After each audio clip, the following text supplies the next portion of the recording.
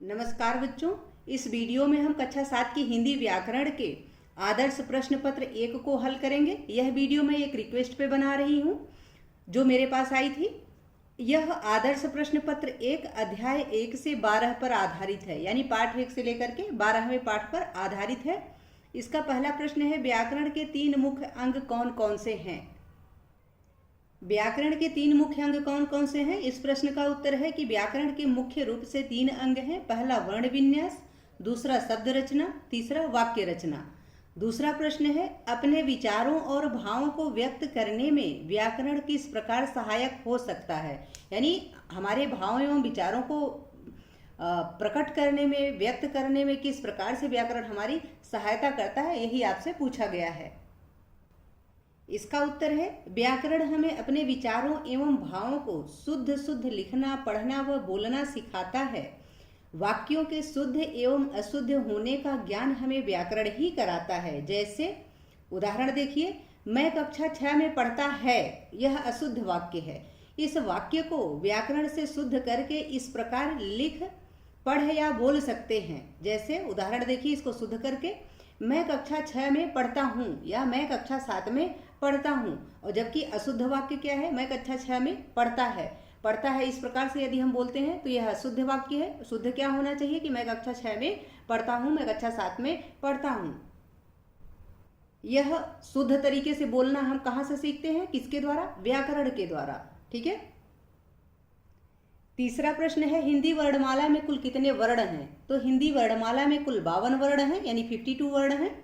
चौथा प्रश्न है, स्वर संधि किसे कहते हैं, स्वर संधि के भेदों के नाम लिखें।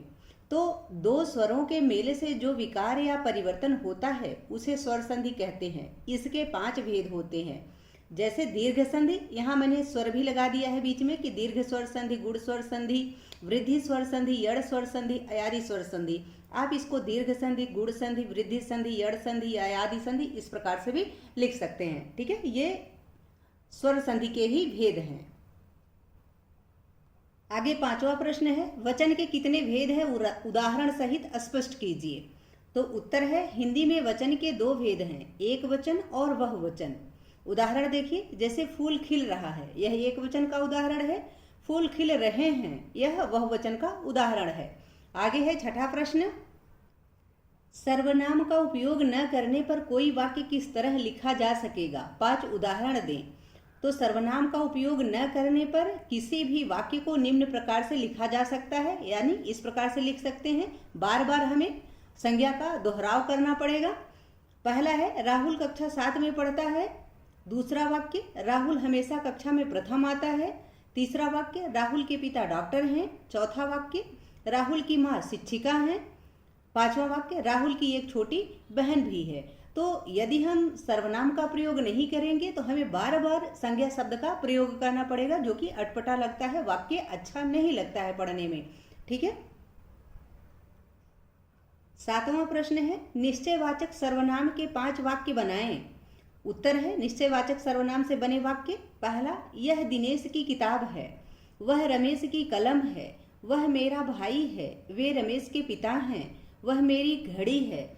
इस प्रकार के वाक्य जहाँ की पूर्णतया निश्चित रहे कि यह यही चीज है, यही वस्तु है। जैसे यह मेरी पेन है, यह मेरी नोटबुक है। इस प्रकार से क्या होता है कि यह निश्चित है कि यह मेरी है। तो जहाँ इस प्रकार से बोला जाता है, निश्चित तरीके से बोला जाता है, वहाँ निश्चयवाचक सर्वनाम होता है। 8वां प्रश्न है, किसी वाक्य में गुणवाचक विशेषण को कैसे पहचानेंगे। तो इसका उत्तर है, गुणवाचक विशेषण अपने विशेष्य के गुण, दोष, रंग, आकार, दशा, अवस्था आदि की विशेषता को बताता है। यानी इसी प्रकार से हम उसको पहचान सकते हैं कि जो गुणवाचक विशेषण होता है वह अपने विशेष्य के गुण को भी बताता है, दोष को भी बताता है, रंग को बताता है, आकार को बताता है, दशा को बताता है, किस अवस्था में वह है, यह बताता है। इससे हम पहचान सकते हैं कि यहाँ गुणवाचक विशेषण का प्रयोग हुआ है। जैसे उदाहरण देखिए, रमेश ईमानदार व्यक्ति है, यहाँ उसको ईमानदार बताया गया है, यानी उसके गुण के बारे में बताया गया है। क्रोधी व्यक्ति से दूर रहो, यानी यहाँ उसके दोष को बताया गया है, उसके क्रोध को बताया गया है, ये उसका दोष है। काली कुर्ती पहनो, यहाँ रंग को बताया गया है कि कुर्ती काली है। गोल मेज खरीदो, यहाँ मेज के आकार को बताया गया है। मेहनती आदमी सफल होता है, यहाँ उसका गुण बताया गया है। तो जहाँ गुण, दोष, और रंग रूप इत्यादि का प्रयोग हो वहां गुणवाचक संज्ञा होती है, गुणवाचक विशेषण का प्रयोग होता है। आगे 9वां प्रश्न है, 5 संज्ञा शब्दों के विशेषण बनाकर दिखाएं। तो संज्ञा शब्दों में प्रत्यय लगाकर विशेषण बनाया जाता है। जैसे ये संज्ञा है, ये प्रत्यय लगे हुए हैं और ये विशेषण शब्द हैं। जैसे धर्म संज्ञा शब्द है, एक प्रत्यय लगा है और धार्मिक विशेषण शब्द हो गया है। रोग जो है यह संज्ञा शब्द है, ई प्रत्यय लगा है और रोगी यह विशेषण शब्द हो गया है। भूख संज्ञा शब्द है, आ प्रत्यय लगा है, भूखा यह विशेषण शब्द हो गया है। राष्ट्र संज्ञा शब्द है, ई प्रत्यय लगा है, राष्ट्रीय यह विशेषण हो गया है। मामा संज्ञा शब्द है, एरा प्रत्यय लगा है, ममेरा विशेषण शब्द हो गया है। इस प्रकार से प्रत्यय लगा करके हम संज्ञा से विशेषण बना सकते हैं। आगे 10वां प्रश्न है, प्रत्येक वर्ग में से एक एक शब्द चुनकर विशेषण विशेष्य के जोड़े बनाएं।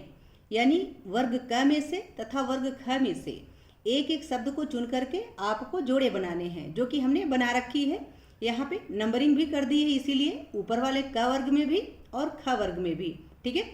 हरी चादर, चादर हरी है। दूसरा देखिए सुंदर, तो सुंदर तितली। तीसरा पीला, तो पीला क्या है, फूल, पीला फूल। और चौथा ऊंचा है, तो ऊंचा क्या हुआ, मंदिर। और 5वां चार, चार मीनार। और छठा है विशाल, तो विशाल बरगद। इस प्रकार से ये बनेगा। ठीक है। आगे है 11वां प्रश्न, तत्सम और तद्भव में प्रमुख अंतर क्या है, ये आपको बताना है। उत्तर है, तत्सम शब्द संस्कृत भाषा के वे शब्द हैं जो ज्यों के त्यों यानी बिना बदले हिंदी में प्रयुक्त हो रहे हैं, जैसे रात्रि, कर्म, अग्नि, क्षेत्र आदि। जबकि तद्भव शब्द वे शब्द हैं जो संस्कृत से परिवर्तित होकर हिंदी में प्रयोग किए जा रहे हैं, जैसे रात, काम, आग, खेत आदि। यानी रात्रि का रात हो गया और कर्म का काम हो गया, अग्नि का आग हो गया, क्षेत्र का खेत हो गया। इस प्रकार से परिवर्तित होकर के जो प्रयोग किया जाता है वो तत्सम तद्भव शब्द होता है, और जो वास्तविक होता है यानी संस्कृत से ज्यों का त्यों हिंदी में आता है वह तत्सम शब्द होता है। आगे 12वां प्रश्न है, निम्नलिखित शब्दों का संधि विच्छेद करें। उत्तर है अमचूर, तो आम प्लस चूर। लुहार, लोहा प्लस आर। हथकड़ी, हाथ प्लस कड़ी। पनघट, पन प्लस घट। इस प्रकार से इसका संधि विच्छेद होगा। 13वां प्रश्न है, निम्नलिखित शब्दों के अर्थ लिखें। तो अति, अति का अर्थ होता है बहुत। इति, इति का अर्थ होता है समाप्त। अणु, अणु का अर्थ होता है कण। अनु, अनु का अर्थ होता है पीछे यानी अनुकरण करना। ग है अली, अली का अर्थ होता है भंवरा। अली, अली का अर्थ होता है सखी यानी सहेली। घ है अवलंब, अवलंब का अर्थ होता है सहारा। अविलंब का अर्थ होता है शीघ्र यानी जल्दी। ङ है क्रम, क्रम का अर्थ होता है सिलसिला यानी लगातार। और कर्म, कर्म का अर्थ होता है काम, आपका कर्म जो आप करते हैं, जो आप काम करते हैं। ठीक है। आगे है 14वां प्रश्न, संस्कृत के 5 उपसर्ग बताएं तथा एक एक उदाहरण दें। तो उत्तर है संस्कृत के उपसर्ग। अभि, यह संस्कृत का उपसर्ग है, जैसे अभिप्राय। उत, यह भी संस्कृत का उपसर्ग है, उत्कर्ष। निर, यह भी संस्कृत का उपसर्ग है, उदाहरण है निर्दोष। प्रति, संस्कृत का उपसर्ग है, उदाहरण है प्रतिकूल। सु, संस्कृत का उपसर्ग है, उदाहरण है सुपुत्र। ठीक है। अगला प्रश्न है 15वां, 5 ऐसे शब्द लिखें जिनमें उपसर्ग और प्रत्यय दोनों का प्रयोग किया गया हो। तो इसका उत्तर है अभिमानी, स्वतंत्रता, दुर्बलता, सम्मानित, सुशिक्षित। ये ऐसे शब्द हैं जिनमें कि उपसर्ग और प्रत्यय दोनों का प्रयोग हुआ है। 16वां प्रश्न है, द्विगु समास की क्या पहचान है, द्विगु समास के 4 उदाहरण दें। यानी आपसे पूछा गया है कि द्विगु समास किसे कहते हैं, उसको कैसे पहचाने तथा इसके उदाहरण दें। तो उत्तर है द्विगु समास की पहचान, द्विगु समास में समस्त पद का पहला पद संख्यावाचक होता है। यानी जो पहला पद होता है, मुख्य पद होता है, वह क्या होता है, संख्यावाचक होता है। जैसे चौमासा, यहाँ 4 मासों का समूह होता है। ठीक है। पंचवटी, यहाँ 5, ये संख्यावाची है, 5 वटों का समूह। त्रिभुज, 3 भुजाओं वाली आकृति यानी 3 भुजाओं का समूह। त्रिफला यानी 3 फलों का समूह, यहाँ त्रि से 3 का ज्ञान हो रहा है। नवग्रह, 9 ग्रहों का समूह। इस प्रकार से अगला प्रश्न है 17वां, अंग्रेजी व्याकरण के प्रभाव से संज्ञा के कितने भेद किए गए हैं, उदाहरण सहित लिखें। तो मुख्यतः संज्ञा के 3 भेद होते हैं, परंतु अंग्रेजी व्याकरण के प्रभाव से संज्ञा के 2 भेद और किए गए हैं, जो कि द्रव्यवाचक संज्ञा है और समूहवाचक संज्ञा है। द्रव्यवाचक संज्ञा जैसे लोहा, गेहूं, पीतल आदि। समूहवाचक संज्ञा जैसे कक्षा, दल, परिवार आदि। ठीक है। और पहले से संज्ञा के 3 भेद और हैं। ठीक है। जैसे भाववाचक संज्ञा, गुणवाचक संज्ञा और व्यक्तिवाचक संज्ञा। ठीक है। आगे 18वां प्रश्न है, कोष्ठक में दिए गए शब्दों में से सही शब्द चुनकर रिक्त स्थानों की पूर्ति करें। क है भाषा, धातु से बनी है जिसका अर्थ है बोलना, तो भाषा भाष धातु से बनी है, इसलिए यहाँ भाष भरा जाएगा। ख है अंग और अह कहलाते हैं, क्या आयोगवाह कहलाते हैं, इसलिए यहाँ आयोगवाह भरा जाएगा।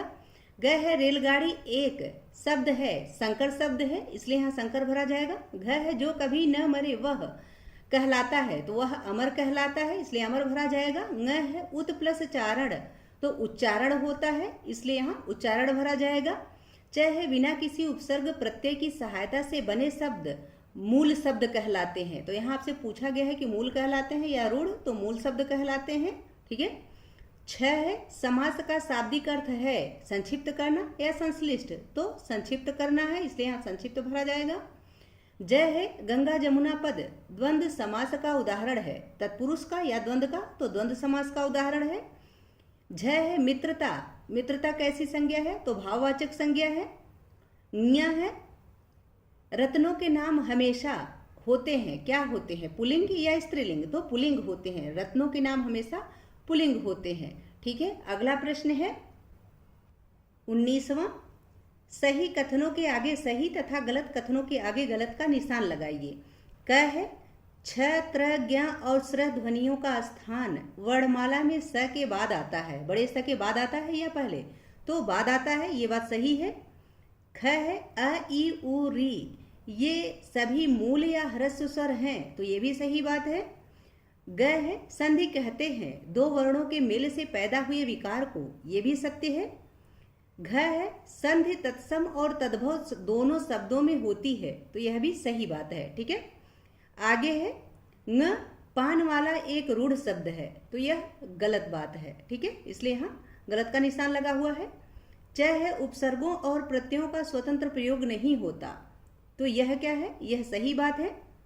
आगे है छ, इत, मान, वती, तया और पूर्वक ये सभी उपसर्ग हैं, तो यह गलत है। ठीक है। आगे है सामासिक शब्द का विग्रह नहीं हो सकता, तो ये भी गलत है। ठीक है, ये भी गलत है। और झ है भाववाचक संज्ञाएं जातिवाचक संज्ञाओं के अलावा सर्वनाम, विशेषण और क्रिया से भी बना सकते हैं, तो यह सत्य है, इसलिए इसके आगे सही का निशान। यह है कर्ता जिस साधन से काम करता है उसे कर्म कारक कहते हैं, तो यह गलत बात है, यानी जिससे कर्ता काम को करता है उसे कर्म नहीं कहते बल्कि करण कारक कहते हैं, यानी जिसके द्वारा, से या द्वारा, इसका जो चिन्ह होता है वह होता है से या द्वारा, जो कि तृतीया विभक्ति में आता है, और वह करण कारक होता है, कर्म कारक नहीं होता है। ठीक है। आगे 20वां प्रश्न है, निम्नलिखित की नाम धातु क्रिया बनाएं। क है नाच, तो नाचना। ख है दौड़, दौड़ना। ग है सोच, सोचना। घ है हंस, तो हंसना। ङ है चल, यानी चलना। तो नाम धातु जो क्रिया बनती है वह मूल शब्द में ना प्रत्यय लगा करके बनाया जाता है। ठीक है। 21वां प्रश्न है, मिलान करें। यहाँ आपको मिलान करना है, जो आपको क वर्ग में दिया गया है और यहाँ जो नंबरिंग की गई है इसमें मिलान करना है। हमने पहले से मिलान कर दिया है, यहाँ पे लिख दिया है। ठीक है, तो आप इस प्रकार से भी कर सकते हैं। जैसे अंक, क है अंक, तो अंक का मिलान किससे होगा, गोद से। ठीक है। दूसरा ख है अजेय, तो अजेय का मिलान किससे होगा, ख से, यानी जिसे जीता न जा सके। ग है पंजाबी, तो पंजाबी गुरुमुखी है। ठीक है। घ है कु, अव, अति दूर, तो घ का मिलान किससे होगा, उपसर्ग से, यानी ये सब उपसर्ग हैं। क, अव, अति दूर ये क्या है, उपसर्ग हैं। न है चरण कमल, तो चरण कमल क्या है, यह कर्मधारय समास का उदाहरण है। ठीक है। च है महात्मा गांधी, महात्मा गांधी किसका उदाहरण है, तो महात्मा गांधी यह व्यक्तिवाचक संज्ञा है। ठीक है। छ है भाषाओं के नाम, तो भाषाओं के नाम क्या होते हैं, भाषाओं के नाम हमेशा स्त्रीलिंग में होते हैं। ठीक है, जय है वृक्षों के नाम, तो वृक्षों के नाम हमेशा पुल्लिंग में होते हैं।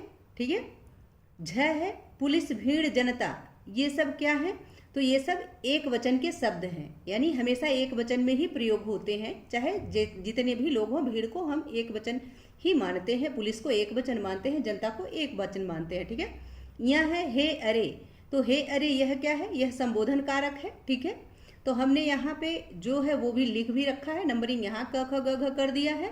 तो और आप इसको मिला लें, क्योंकि इस तरीके से मिलाने में थोड़ा ज़्यादा गंदगी हो जाती, इसलिए ऐसे नहीं किया। आगे है 22वां प्रश्न, निम्नलिखित काल से दो दो वाक्य बनाएं, यानी एक पहला है क अपूर्ण वर्तमान काल, तो इससे आपको दो वाक्य बनाना है। जैसे वह गीत गा रहा है, यानी अभी गा ही रहा है, पूर्ण नहीं हुआ है, इसलिए यह अपूर्ण वर्तमान काल का है वाक्य। ठीक है, दूसरा है वह खाना खा रहा है। ठीक है, दूसरा ख है आसन्न भूतकाल, पिताजी खाना खा चुके हैं, यानी जो अभी अभी हुआ है उसके लिए। वह दौड़कर आई है, यानी तुरंत ही पहुंची है। ठीक है, तो यहाँ आसन्न भूतकाल है।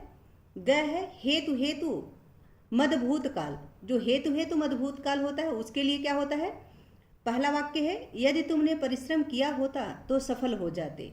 दूसरा वाक्य है यदि वर्षा होती तो फसल अच्छी होती। इस प्रकार के वाक्य जो होते हैं वो हेतु हेतु मद भूतकाल के होते हैं। ठीक है, घ है संभाव्य भविष्यत काल, यानी जो होने वाला हो, शायद आज धूप हो। दूसरा है शायद हलवा अच्छा हो। आप अपने मन से भी वाक्य बना सकते हैं, वाक्य इसी प्रकार से बनेंगे। ठीक है, आशा है कि यह वीडियो आपके लिए हेल्पफुल होगी, बहुत सहायक होगी। यदि वीडियो से संबंधित या पाठ से संबंधित कोई सुझाव हो या आपकी कोई क्वेरी हो, प्लीज़ कमेंट बॉक्स में अवश्य लिखिएगा। वीडियो पसंद आए तो इसको लाइक करें, शेयर करें। चैनल पर नए हैं तो प्लीज़ इसे सब्सक्राइब अवश्य करें।